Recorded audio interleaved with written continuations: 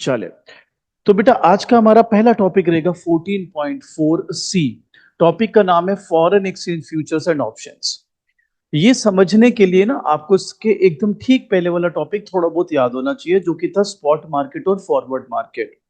Short में अगर मैं आपसे बात करूं तो आपको पता होगा स्पॉट मार्केट क्या थी, जो करंट रेट पर आप ट्रांजेक्शन करें विद इन 2 बिजनेस डेज। और फॉरवर्ड ट्रांजेक्शन वो थी बेटा जो आज ही हम डिसाइड कर लें कि फ्यूचर में सेल या परचेज करेंगे फॉरेन करेंसी की। याद है ये? रेट आज डिसाइड करेंगे, करंट रेट पर हो ना हो वो अलग बात है, रेट आज डिसाइड करेंगे लेकिन ट्रांजैक्शन फ्यूचर में होगी 3 महीने बाद। यहां तक याद है सबको? तो अब हम आपको सिखाते हैं अगला topic, foreign exchange futures and options. यार देखो, यहां पर बात यह है कि ये दोनों ही हैं तो फॉरवर्ड ट्रांजैक्शंस ही। ठीक है। फॉरवर्ड का मतलब क्या है कि रेट आज फिक्स करेंगे लेकिन ट्रांजैक्शन की जो सेटलमेंट होगी वो फ्यूचर में होगी, तो दोनों है तो फॉरवर्ड ही। लेकिन दोनों में बड़ा डिफरेंस है। तो पहले हम बात करते हैं फ्यूचर्स की, और रीड भी करेंगे साथ साथ आपको जो मैंने हैंड रिटन नोट्स दिए। एंड देन बात करेंगे ऑप्शंस की। तो जैसे मैंने बताया दोनों हैं तो forward market, there is just कोई उसमें है ही नहीं फर्क। स्पॉट मार्केट नहीं है दोनों में से कोई भी। अब फ्यूचर्स में क्या है? फ्यूचर में सबसे पहले फिक्स्ड लोकेशन। ओके जी, क्या मतलब है इसका अभी बताता हूं। Fixed currencies. बच्चा कहते हैं यार इसका क्या मतलब है, सब बताता हूं। Fixed dates. तो जब भी मैं फ्यूचर की बात करूंगा, अभी दो फीचर और लिखूंगा इसके। तो फ्यूचर्स में ना एक सिलेक्टेड लोकेशन पर ही आप ट्रांजेक्शन कर सकते हो। सिलेक्टेड करेंसीज, अभी मैं 5-6 करेंसीज आपको बताऊंगा, पीसो, यूरोस, जापानीज येन, ऐसे 5-6 करेंसी बताएंगे आपको। तो फ्यूचर्स जो है नो डाउट फॉरवर्ड का कॉन्ट्रैक्ट है, लेकिन फिक्स लोकेशन पर होगा, फिक्स करेंसीज में होगा और फिक्स डेट पर होगा। इसके दो और प्रोमिनेंट फीचर है, वो भी अभी बताता हूं। तो बच्चा कहता है फॉरवर्ड से ये कैसे अलग है? बेटा फॉरवर्ड तो किसी भी जगह हो सकता है, कोई लोकेशन फिक्स थोड़ी ना है। किसी भी करेंसी में हो सकता है, कोई करेंसी फिक्स थोड़ी ना राजे। और किसी भी डेट पर हो सकता है। लेकिन यहां पर ये कंडीशन लगा रखी है कि भाई ये सिलेक्टेड करेंसी में ही होगी ट्रेडिंग, सिलेक्टेड जगह पर ही होगी ट्रेडिंग और सिलेक्टेड डेट पर ही होगी ट्रेडिंग। ठीक है। यहां तक कोई डाउट मेरा बच्चा फ्यूचर्स के बारे में? अभी हम बेसिकली ऊपर ऊपर से ले रहे हैं, अभी डिटेल में भी जाएंगे। हालांकि at the end of the day आपको यही लगेगा कि ये रटना ही है, बट अगेन थोड़ा सा उसको समझा देंगे तो याद करने में सुविधा रहती है। आइए अब मैं आपके लिए रीड करके देता हूं आपको foreign exchange futures and option. आप लोग को भी जो मैंने पीडीएफ शेयर किया हुआ है उसमें पेज नंबर 49 पर है। साथ साथ पढ़ते चलिए, कोई भी डाउट है क्लियर होता जाएगा मेरे बच्चों। शुरू करते हैं। An individual firm or bank can also purchase or sell foreign exchange futures and options। कहता है चाहे इंडिविजुअल हो, चाहे फर्म हो या बैंक्स हो, वो फॉरेन एक्सचेंज को फ्यूचर या ऑप्शन में बेच सकते हैं। बच्चा कहता है फ्यूचर एंड ऑप्शन जैसे मैंने बताया है दोनों फॉरवर्ड ही, लेकिन दोनों में फर्क क्या क्या है वो हम बताते हैं, और नॉर्मल फॉरवर्ड कॉन्ट्रैक्ट से ये कैसे अलग है वो भी देखते हैं। सो कहता है trading in foreign exchange futures was initiated in 1972 bye international monetary market of CME, Chicago mercantile exchange. तो बेसिकली यहां से इसका उद्गम हुआ, यहां से ये पैदा हुआ, यहां से ये शुरू हुआ। 1972 इंटरनेशनल मॉनेटरी मार्केट। आगे कहता है foreign exchange future is a contract for standardize currency amount. आप देख लो मैंने लिखा ना fix currency and selected calendar dates, लिखा ना मैंने आपको फिक्स डेट्स। तो कहता है traded on the original market, organize market I should say. तो currencies traded on this market are Japanese yen, Canadian dollar, British pound, Swiss francs, Australian dollar, Mexican peso and euro. मैंने आपके लिए पहले लिख दिया करेंसीज भी fixed है। इनके अलावा आप सोचो जी मैं आईएनआर में कर लूं ट्रेडिंग, यूएस डॉलर में कर लूं ट्रेडिंग, दिरहम्स में ट्रेडिंग कर लूं, नो यू कांट। आपको ये सिलेक्टेड जो करेंसीज दी गई है इसी में आप ट्रेड कर सकते हो when you are talking about futures. मैं बताता हूं ये इस मार्केट की बात होती है, आईएमएम वाली मार्केट जो 1972 में है। ठीक है। आगे बढ़ते हैं जी। IMM trading is done in contracts of standard size, only 4 dates per year are available. तो मैंने बताया था ना 2 पॉइंट्स और बताऊंगा। तो ये देखिए कहता है only 4 dates per year are available. और वो भी क्या बोलता है? कहता है the third Wednesday in March June September December, March, June, September, December, कहता है इन 4 महीनों के थर्ड वेडनेसडे को आप ट्रेडिंग करोगे। सो दिस इज एक पर्टिकुलर जो सबसे पहला फ्यूचर मार्केट शुरू हुआ था उसके फीचर्स है मेरा बच्चा। कहता है the IMM imposes a daily limit on exchange rate fluctuation. तो पांचवा पॉइंट ये है कि आपने लिमिट भी लगा रखी है, लिमिट ऑन फ्लक्चुएशंस। इसका मतलब ये है कि अगर आपको लगा, आई मीन मार्केट को लगा कि एक्सचेंज रेट एक लिमिट के बियॉन्ड चेंज हो रही है, तो वहीं पे मार्केट को बंद कर सकते हैं। जैसे स्टॉक एक्सचेंज बंद नहीं हो जाती जब बहुत ज्यादा उतार चढ़ाव होता है, तो पीछे से उनके पास राइट है कि मार्केट में ट्रेडिंग बंद कर दो। इन अ वे यहां पर भी इनके पास ये राइट है। इनको लगता है कि अगर फॉरेन एक्सचेंज में कुछ ज्यादा ही फ्लक्चुएशन आ रहा है मार्केट में, they can write away stop the trading. तो अब तक हमने क्या सीखा मेरा बच्चा? अब तक हमने ये सीखा कि चाहे वो फ्यूचर हो या ऑप्शन हो, दोनों ही फॉरवर्ड मार्केट्स हैं। फ्यूचर के कुछ एक जेनरिक फीचर्स हैं। आपको लगा होगा कि भाई ये दोनों तो आपने अलग से लिखे, पहले तीन आपने अलग से लिखे, ऐसा क्यों सीधा पांचों क्यों नहीं लिख दिया? क्योंकि fix location, fix currency, fix rate हर तरीके की फ्यूचर मार्केट का एक फीचर है। लेकिन ये जो हमने बोला ओनली 4 डेट्स पर ईयर और लिमिट ऑन फ्लक्चुएशन, ये डिपेंड करता है कौन सी फ्यूचर मार्केट में आप काम कर रहे हैं। दो, ये जो फिक्स करेंसी है, आप तभी देखो मैंने वो करेंसी के नाम भी नहीं लिखे। ऐसी बहुत सारी फ्यूचर मार्केट है जहां पे यूएस डॉलर के साथ भी ट्रेडिंग हो जाएगी। तो बच्चा कहता है आपने मगर जो पढ़ाया है वो तो आपने वो वाली फिक्स करेंसी कर दी, क्योंकि वो हम बात कर रहे हैं 1972 वाली पहली जो आपकी फ्यूचर मार्केट है उसके फीचर्स के अनुसार। तो हमने जेनरिक रखना है कि जब भी फ्यूचर मार्केट होएगी लोकेशन फिक्स रहेगी, करेंसीज फिक्स रहेंगी, डेट्स फिक्स रहेगी, लेकिन ये जो कंडीशंस है दे मे और मे नॉट बी देयर, और करेंसी ऑब्वियसली कोई भी हो सकती है। यहां तक क्लियर मेरा बेटा? जो भी लोग ऑनलाइन भी देख रहे हैं आपको तो क्लियर ही? जी। कोई भी लोग जो ऑनलाइन भी देख रहे हो बता दीजिए यहां तक कोई डाउट? पेज नंबर 49 इस वक्त पढ़ रहे हैं मेरा बच्चा। हाँ, that's foreign exchange futures and option बेटा। चले, कूल। आगे बढ़ते हैं मेरा बच्चा। कहता है the market similar to IMM. अब आ गया ना, देखो हमने ये जहां पे फीचर कौन सा दिया, इस आईएमएम मार्केट का। अब उसकी जैसी एक और मार्केट आ गई, पढ़ो।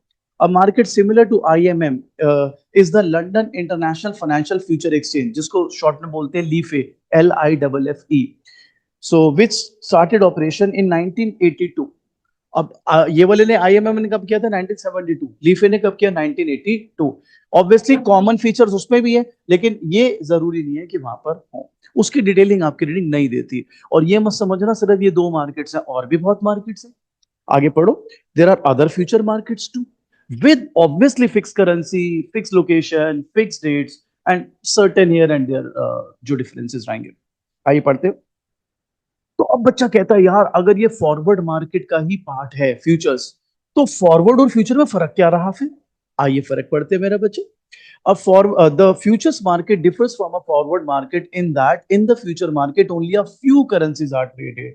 Trades occur at standardized contract only for few specific delivery dates and are subject to daily limits on exchange rate fluctuation, and trading take place in a few geographical locations like Chicago, New York, London, Frankfurt and Singapore. जो मैंने starting में ही आपको बता दिया था कि forward तो आप दुनिया में कहीं कर लो, किसी भी करेंसी में कर लो, किसी भी डेट पर कर लो, लेकिन फ्यूचर्स के लिए कुछ कंडीशंस है। Fix currency, fix date, fix location. Clear मेरा बेटा? आगे बढ़ते हैं। Future contracts are usually for smaller amount than forward contracts and thus are more useful to small firms. ये बहुत इंटरेस्टिंग है, ये पेपर में आ भी सकता है डिफरेंस, तो आपको यहां से समझ लेना है। तो मोटा मोटा पहला डिफरेंस तो हो गया उसकी कंडीशंस पर बेस्ड, दूसरा हो गया उसकी रिक्वायरमेंट पर बेस्ड। तो वो कहता है फ्यूचर ऑप्शन छोटे फर्म्स के लिए ज्यादा मुफीद है, ज्यादा फेवरेबल है, और जो फॉरवर्ड कॉन्ट्रैक्ट्स है वो बड़ी फर्म के लिए। आइए रीड करते हैं। Future contracts are usually for smaller amounts than forward contracts, and thus are more useful to small firms than to large ones, but somewhat more expensive. Future contract can also be sold at any time until maturity on an organized future market, while forward contracts cannot. तो मैं अगर notice करूं, मैं दूसरे pen से लिख देता हूं, दूसरे कलर से लिख देता हूं, आई मीन, तो मेरे को अगर पेपर में आ जाए कि फॉरवर्ड और फ्यूचर का डिफरेंस बताओ, तो मैं ऐसे 3 पॉइंट्स बना रहा हूं। पहला, ये स्मॉल फर्म्स के लिए, ठीक है, और फॉरवर्ड किसके लिए? बड़े फर्म्स के लिए। तीसरा, मैं उल्टा मतलब रैंडमली चल ध्यान देंगे यहां पर, before maturity sale is possible. ध्यान से समझना, यहां पर before maturity sale is possible. और ऑब्वियसली आपका जो फॉरवर्ड मार्केट है वहां तो मेच्योरिटी के बाद ही सेल होगी। और तीसरा जो फिक्स कंडीशंस है बेटा, अरहान मैं भी समझा देता हूँ बेटे आपको, आप लेट आए हो कोई बात नहीं, मैं भी समझा देता हूँ, फिर आप उतार भी लेना। फिक्स कंडीशंस का मतलब क्या है? फिक्स कंडीशंस वही है कि भाई फिक्स लोकेशन होगी, फिक्स करेंसी होगी और फिक्स डेट होगी। ठीक है, चले। एक बारी बच्चा थोड़ा सा लेट हो गया हमारा भाई, तो मैं एक बारी फटाफट से क्विक रिव्यू दे देता हूँ, उनकी क्लास कराता हूँ। Please bear with us. आज मेरे बेटा शुरू करते हैं। तो हमारा टॉपिक है 14.4.सी, टॉपिक का नाम है foreign exchange futures and options. ठीक है राजे, हमने लास्ट क्लास में जो लास्ट टॉपिक छोड़ा था वो छोड़ा था स्पॉट मार्केट और फॉरवर्ड मार्केट। ठीक है अरान, स्पॉट मार्केट था करंट ट्रांजैक्शन, फॉरवर्ड मार्केट था फ्यूचर की ट्रांजैक्शन। अब राजे फॉरवर्ड मार्केट की दो वेराइटीज है तेरे सामने, फ्यूचर एंड ऑप्शन। अब आपके दिमाग में ये सवाल आना चाहिए कि अगर ये फॉरवर्ड मार्केट के ही पार्ट्स है तो इनमें ऐसा क्या अलग है जो हम फॉरवर्ड मार्केट में नहीं पढ़ रहे हैं इनको। तो पहले फ्यूचर्स की बात करते हैं। जो फ्यूचर्स के कॉन्ट्रैक्ट होते हैं वो फिक्स लोकेशन पर होंगे, फिक्स्ड करेंसी के फॉर्म में होंगे। अभी ब्रेक आएगा 10 मिनट का तो रीड भी कर लेना। फिक्स डेट्स पर होंगे।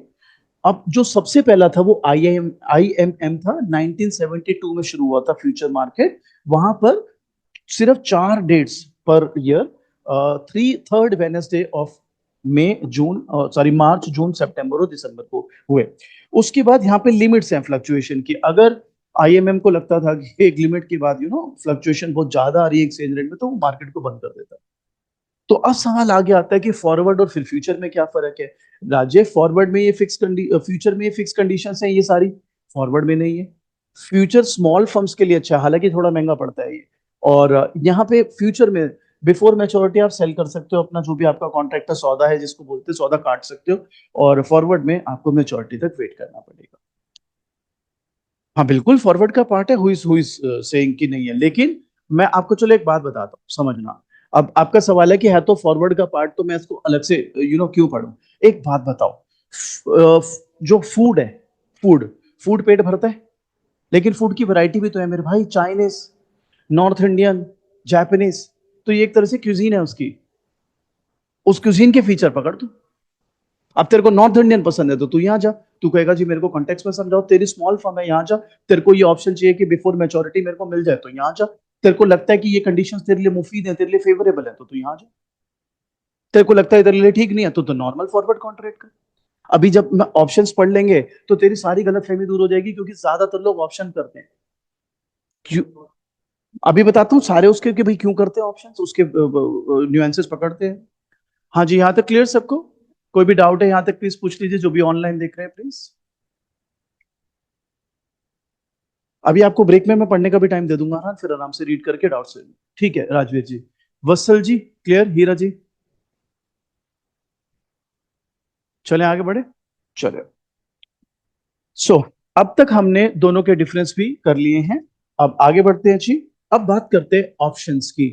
मैं आपको पहले ही बता रहा हूं, you will love options, you will like. अगर कि आप इनकी जगह ट्रेडिंग कर रहे होते तो आप हमेशा ऑप्शन से ही ट्रेडिंग करते। Why I am so confident, अभी जब आप ऑप्शंस के बारे में पढ़ेंगे आई होप आप भी मान लेंगे ये बात। आइए शुरू करते हैं options. A foreign exchange option is a contract giving the purchaser the right but not the obligation to buy or to sell। भाई ध्यान से समझना, आपको मैं इसका एसेंस पहले समझा दूं। अगर मैंने एक बैंक के साथ एक कॉन्ट्रैक्ट करा कि मैं 3 महीने बाद, आज का सपोज रेट है $1.80 का। ठीक है, मैंने बैंक के साथ एक कॉन्ट्रैक्ट करा, फॉरवर्ड कॉन्ट्रैक्ट करा, और मैंने बोला कि भाई मैं 3 महीने बाद तेरे से डॉलर्स लूंगा, रेट आज फिक्स कर लेते हैं। तो जो फॉरवर्ड रेट फिक्स हुआ वो फिक्स हुआ $1.81 का। ठीक है, अब आप बताइए 3 महीने बाद if I were to buy the dollar, तो मेरे को इंडियन करेंसी $1 के लिए ₹81 देने पड़ेंगे कि 81। अब ऑप्शन के अंदर क्या फर्क है? ऑप्शन के अंदर पता है क्या होने वाला है? ध्यान से समझना। ऑप्शन के अंदर मेरे बच्चों, अगर मुझे लगा दैट आफ्टर 3 मंथ्स, ठीक है, तीन तीन सिचुएशंस पॉसिबल है। या तो 81 से ज्यादा चल रहा है रेट, या तो 81 के बराबर चल रहा है रेट, या 81 से कम चल रहा है रेट। भाई यही तो तीन पॉसिबिलिटी हो सकती है कि मैंने डिसाइड करा $1 के 81 दूंगा, 3 महीने बाद जो भी रेट होगा या तो वो 81 होगा, या तो 81 से कम होगा, या तो 81 से ज्यादा। आप मुझे बताइए, आप तो बड़े समझदार हैं सारे के सारे। अगर उस टाइम मार्केट रेट चल रहा है फॉर एग्जाम्पल 83, $1 83 का, और आपने कितने में सौदा तय किया हुआ है 81, तो आपको फायदा है कि नुकसान? फायदा भाई, आपको तो 81 रुपीज देने पड़ रहे हैं, जबकि मार्केट रेट कितना चल रहा है 83, तो आपको तो फायदा हो गया। मैं इसको हरे पेन से यूज करता हूं। तो डोंट यू थिंक इसके लिए अ बिग यस? ठीक है, सपोज राजे रेट 81 ही है, तो स्टिल यस। ठीक है, अब अगर फॉर एग्जाम्पल रेट 79 हो गया, अब दिमाग लगाना। अब मैंने तो कितने पे सौदा कर रखा है 81 पे, जबकि अभी अगर मैं मार्केट से उठाऊं डॉलर खरीदूं तो मेरे को कितने का पड़ेगा 79। तो बताओ मुझे फायदा होगा कि नुकसान? आपको पता है ऑप्शंस के अंदर मेरे बच्चों, I have the option to cancel the contract. आप कहोगे मतलब मैं नहीं कर रहा आपके साथ कॉन्ट्रैक्ट, डिस्कार्ड कर दिया जी कॉन्ट्रैक्ट। आप कहोगे यार ये क्या बात है, मतलब मीठा मीठा गप गप, और वो एक कहावत है ना, कौड़ा कौड़ा थू थू। तो भैया ऐसे थोड़ा ना होगा कि फायदा है तो आप कर लोगे ट्रांजेक्शन, और नुकसान है तो आप बोलोगे मैं नहीं करता। हाँ भाई, यही है ऑप्शंस।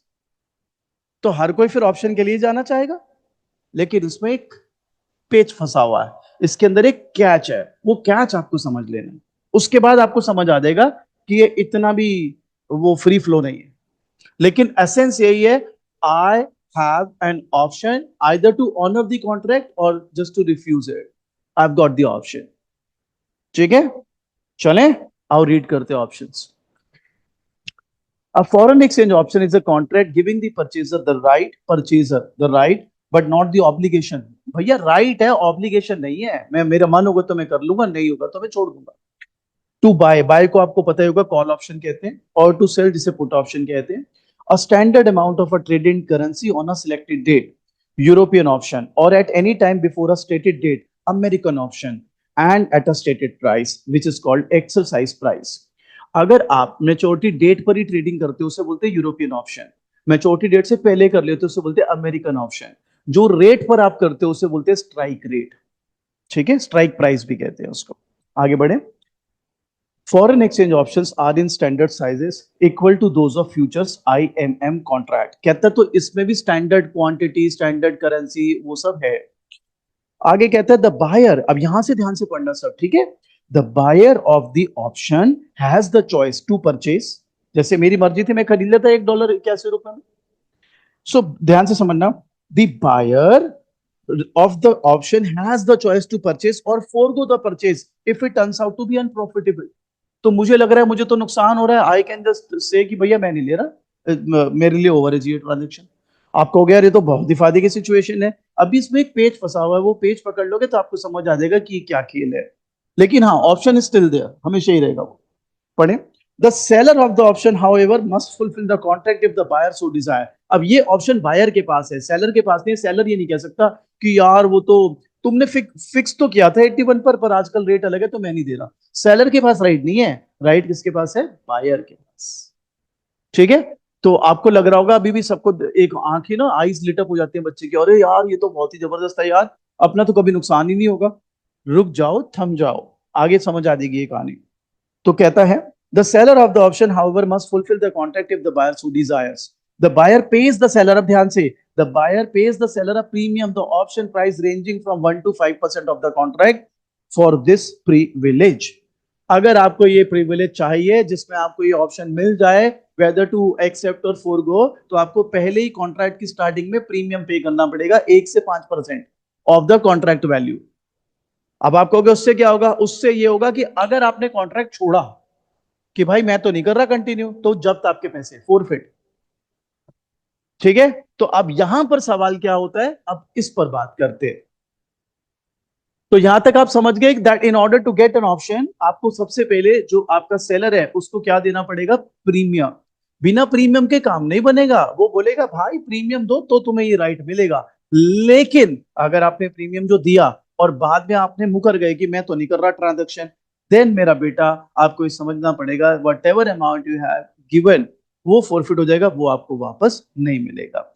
अब हम एक छोटे से एग्जांपल से इसको समझते हैं, सिर्फ सिंप्लिसिटी रहे इसके लिए मैं एग्जांपल में वैल्यूज कुछ ऐसी डालूंगा। सपोज $1 100 का है, कितने का? 100 का। मेरे को ऑप्शन मार्केट में जाना है और रेट मैंने फिक्स कर दिया कि मैं $1 101 में 3 महीने बाद खरीदूंगा। इसके लिए मैंने 4% का प्रीमियम पे कर दिया। तो don't you think the premium which I must have paid is equal to ₹4?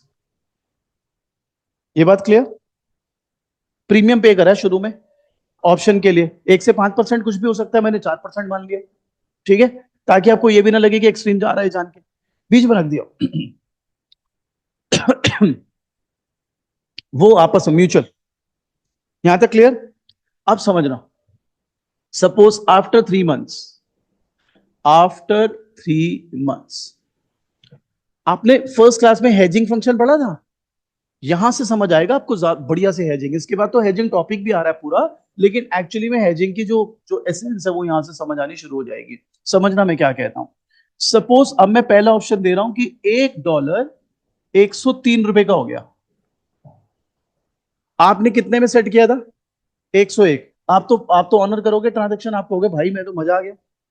और अगर आप ऑनर कर रहे हो ट्रांजेक्शन तो आपको अब ₹97 देने हैं। बताओ क्यों? क्योंकि 4 पहले दे दिए मैंने, वो तो फॉरफिट तब होंगे ना जब मैं ट्रांजेक्शन छोड़ दूं।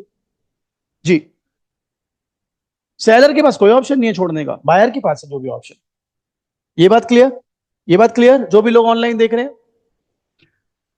अगर 101 रेट मैंने फिक्स किया, ₹103 रेट हो गया, मेरे लिए तो बल्ले बल्ले है, मैं तो 101 पे बिल्कुल ऑनर करूंगा ट्रांजेक्शन, और मैं 101 थोड़ा दूंगा, 4 एडवांस दे रखा, ₹97 दूंगा। बोलो ये बात क्लियर? बोलो भाई ये बात क्लियर? चलो अब उल्टा चलते हैं। सपोज $1 ₹99 का हो गया। आपने कितने में सौदा तय कर रखा था? 101। आपको ₹2 का लॉस है। आपने कहा मैं ट्रांजेक्शन नहीं करता। भाई कर ले, क्योंकि अगर तूने ट्रांजेक्शन छोड़ी तो तेरे को ₹4 का लॉस हो जाएगा। समझ गए बात? अगर हो जाता थर्ड ऑप्शन $1 97 का, ₹97 का, तब क्या करते? मेरे ख्याल तब भी ट्रांजेक्शन कर ही लेते, क्योंकि 4 पे तो तब भी जाने हैं। समझ गए? छोड़ोगे तब भी 4 जाने हैं, पकड़ोगे तब भी ₹4 जाने हैं। फ्यूचर का पता ही नहीं, मतलब अभी मेरे को कोई नुकसान फायदा तो हो ही नहीं रहा ना छोड़ने का। वो एक अलग है, देखो फ्यूचर वो तो अपनी टेंडेंसी है, मगर लॉजिकली मेरे को कोई फर्क नहीं लग रहा।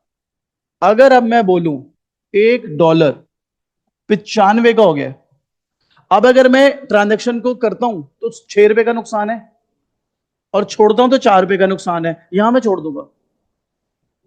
तो बच्चा कहता है समझाना क्या चाह रहे हो? मैं समझाता हूं आपको मैं क्या समझाना चाह रहा हूं, देखना ध्यान से समझना बेटे। ऊपर देखो सर, इस केस में जो आपने 1 से 5% प्रीमियम करा है, उसके बियॉन्ड कभी फ्लक्चुएशन आती ही नहीं, अनलेस सडनली मार्केट तबाह हो जाए। इसलिए जो भी आपने कमिट करा है, यूजुअली आप उस पर उसको फुलफिल कर दो। मैंने इस एग्जांपल से यही समझाने की कोशिश कर रहा हूं। इतनी बड़ी आप बताओ, कभी हो सकता है 101 ₹100 का डॉलर 95 का हो जाए एकदम? हो नहीं सकता। 3 महीने में मार्केट खत्म हो जाएगी पूरी। होएगी तो थोड़ी बहुत फ्लक्चुएशन होएगी। वो थोड़ी बहुत फ्लक्चुएशन अगर होती भी है और ऐसे में आप बेवकूफी करते हो ट्रांजेक्शन छोड़ने की, प्रीमियम आपका फॉरफिट हो जाएगा, कोई भी नहीं छोड़ेगा ट्रांजेक्शन। इसीलिए आपकी हेजिंग रहती है। हेजिंग से मेरा मतलब प्रोटेक्शन रहता है। आपको मालूम है कि यार ये ट्रांजेक्शन होनी होनी है और इस पर्टिकुलर रेट पर होनी ही होनी है। प्रीमियम का फायदा तो मैं नहीं बोलूंगा, लेकिन आप सेलर को कैपिंग तो दोगे ना, कि भाई ऐसे तो आपको जब भी हल्का सा भी नुकसान होगा आपको, मैं तो छोड़ रहा हूं। तो ऐसा तो नहीं चलेगा ना कि आप बायर को सारी पावर दे दो और सेलर को बोलो भाई तेरे पास कोई पावर ही नहीं है। तो वो दैट्स नॉट राइट। बोलो जी गाइस, यहां तक क्लियर? बोलिए राजवीर जी, क्लियर? चलिए आगे बढ़ते हैं मेरा बच्चा। अब रीड करते हैं इसको।